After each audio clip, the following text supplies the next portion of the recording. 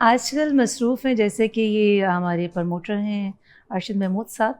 मैं इन्हीं के साथ साइन हूँ, इन्हीं के शोज़ करती रही हूँ। आउट ऑफ कंट्री जितने शोज़ किए हैं इन्हीं के मैंने किए हैं। अच्छा। और जब से ये आए हैं तो हम नए प्रोजेक्ट कर रहे हैं, नई टीम ऑर्गेनाइज कर रहे हैं, जो हम अगस्त टूर जो है ईद के बाद हम लेकर जा रहे हैं अमेरिका, कनाडा, वेरी नाइस। तो उसकी तैयारियां हैं। कुछ नए सॉन्ग्स कर रहे हैं, कुछ नए प्रोजेक्ट्स कर रहे हैं और कुछ नए चेहरे अच्छा कुछ नया मिलने वाला है। कुछ नया आने अच्छी होस्ट, कुछ अच्छी डांसर्स, कुछ अच्छे एक्टर्स जो भी हमारे पाकिस्तान के तो पता ही आपको। कुछ उनको हम इकट्ठा करेंगे, खूबसूरत सा गुलदस्ता बनाएंगे और हम लोग इनके साथ मजे करेंगे पूरी दुनिया में। कैसा लगता है जब आप बाहर जाते हैं, वहाँ पर आपकी परफॉर्मेंस होती है, लोग तो बहुत पसंद करते होंगे ना? जी बिल्कुल, मुझे फर्स्ट टाइम ही इन्होंने कनाडा जब पहली दफ़ा बुलवाया तो सबसे बड़ी बात होती है कि वहाँ पर आपको जो है ना, आपके लिए ग्राउंड कैसा तैयार किया गया है। तो यकीन जाने कि इतनी मोहब्बत और इतनी इज्जत और इतने ऑर्गेनाइज शोज, टिकट शो होने के बावजूद भी ओवर क्राउडेड था शोज जितने भी थे। और ये बहुत बड़ी लक की बात है कि फर्स्ट मेरा टूर था और फर्स्ट टूर में जो हम यहाँ से 8 शो की डील करके गए थे डिफरेंट सिटीज़ में, तो 8 शोज पैक थे और ओवर थे, लोग टिकट्स के लिए बाहर खड़े हुए थे। ओके सर, आप शोबिज़ में किस तरह आए? आपको क्या चीज़ अट्रैक्ट की है? पाकिस्तान के देखिए आर्टिस्ट वहाँ आते रहते थे। अमेरिका में जो पहले हमसे सीनियर जो प्रमोटर थे वो लेके आते थे। तो मेरा वहाँ बिजनेस था, मैंने बड़ी अर्ली एज में, छोटी एज में वहाँ अपना बिजनेस स्टार्ट कर लिया मैनहट्टन में। ठीक है। तो वो मेरे से स्पॉन्सर लेने के लिए आते थे। मुझे पता नहीं होता था आर्टिस्टों का कि कौन है क्या है, तो क्योंकि बिजनेस को प्रमोट करना होता था तो हम कहते पाकिस्तानी लोग हैं आते हैं। तो उनको देख के बस फिर मेरा एक रेस्टोरेंट था, वहाँ सारे आर्टिस्ट वहाँ खाना खाने आते थे। रेस्टोरेंट भी आपका? Very nice. तो वहाँ से मिल मिला के इनके साथ आहिस्ता आहिस्ता, आपको पता है ये शो बिजनेस की दुनिया ऐसी है कि जो इसमें घुसता है फिर उसकी जान नहीं छूटती। बिल्कुल जान छूटती नहीं है, छोड़ना चाहते नहीं है। नहीं, ये फन बिजनेस देखें, ये मेरा साइड बिजनेस है। अच्छा। आप पैशन समझ लें, शौक समझ लें। ओके। अब तो बड़ा अरसा हो गया, ऑलमोस्ट लाइक 25-30 इयर्स। ओके, अच्छा। फर्स्ट शो मैंने 17 साल की उम्र में किया था। कौन कौन था शो में? नुसरत फतेह अली खान सबको मैं पहली दफा लेके गया था। क्या बात है। और हमने वो शो जो न्यूयॉर्क में किया था सेंट्रल पार्क में, ओपन एयर में किया था, तकरीबन को 1.5 लाख के करीब लोग थे उसमें। अच्छा। तो वहाँ से फिर जर्नी स्टार्ट की और इतने बड़े आदमी के साथ जब आप स्टार्ट करते हैं, बिल्कुल ऐसे चलता रहता है और आज तक चल रहा है। बिल्कुल ऐसे ही है।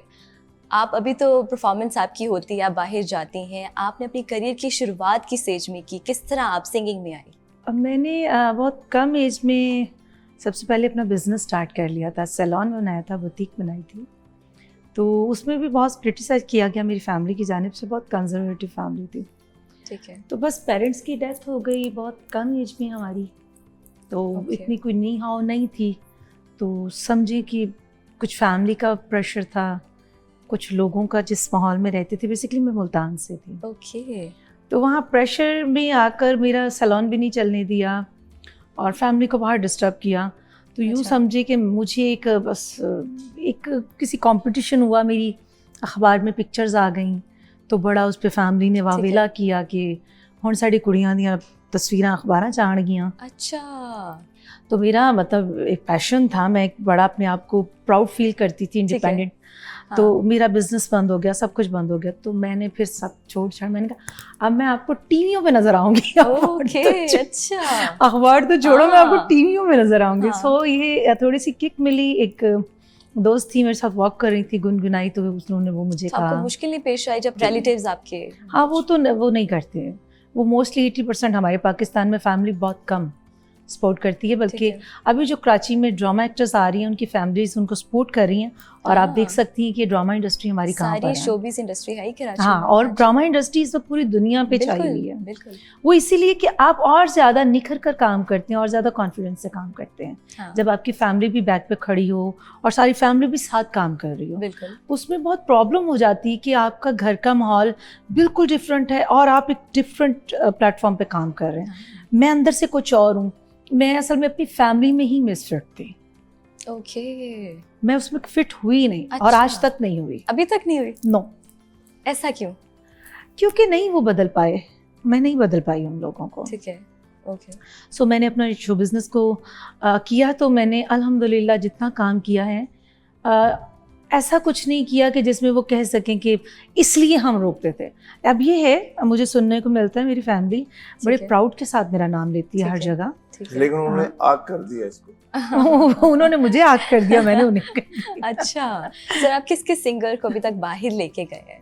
कुछ नाम बताएं हमें। मेरा ख्याल है कि पाकिस्तान का कोई भी ऐसा नॉन सिंगर नहीं है। Okay, very nice. Stage drama का कोई ऐसा आर्टिस्ट नहीं है, लेजेंड से लेके आज तक, अच्छा, जिसको मैं लेके नहीं गया।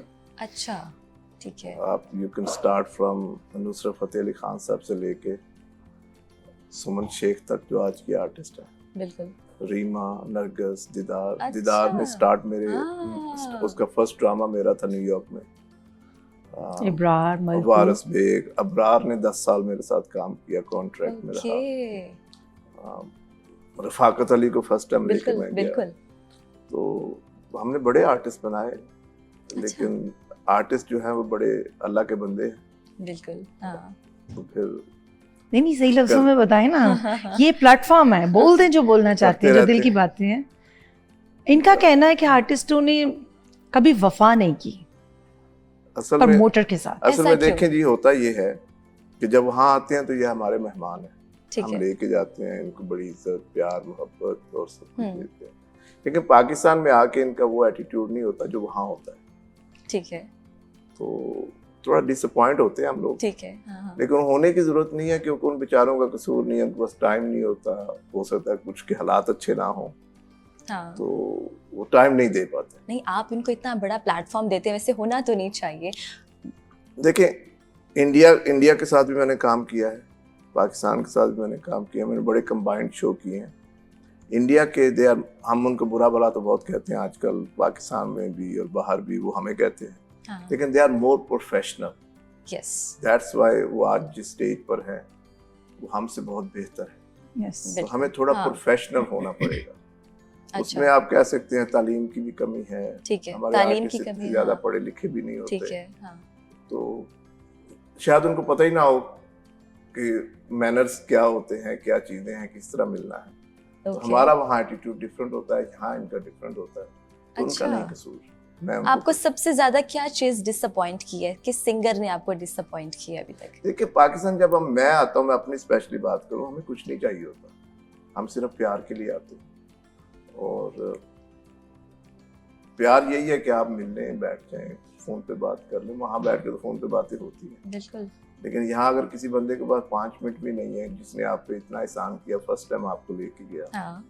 वो भी नहीं चाहिए। लेकिन कम से कम कभी ये कहीं बैठ के ये भी नहीं कहते कि ये बंदे के साथ हम गए थे। सामने आओ तो कहते हैं ये सब, वो भाईजान क्या बात है, ओ।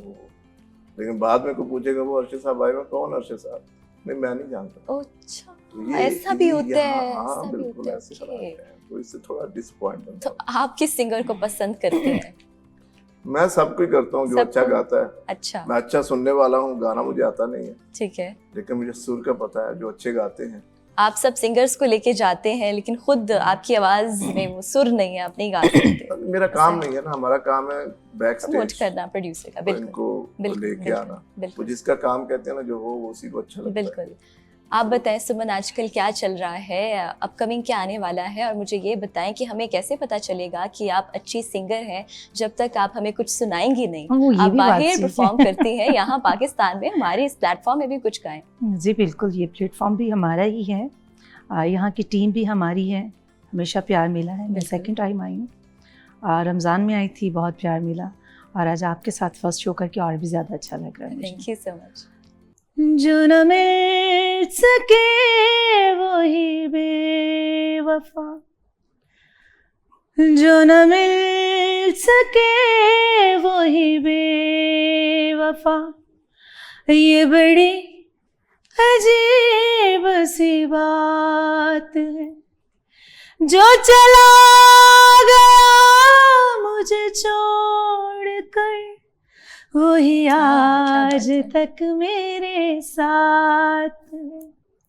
जो न मिल सके वही बेवफा, ये बड़ी अजीब सी बात है।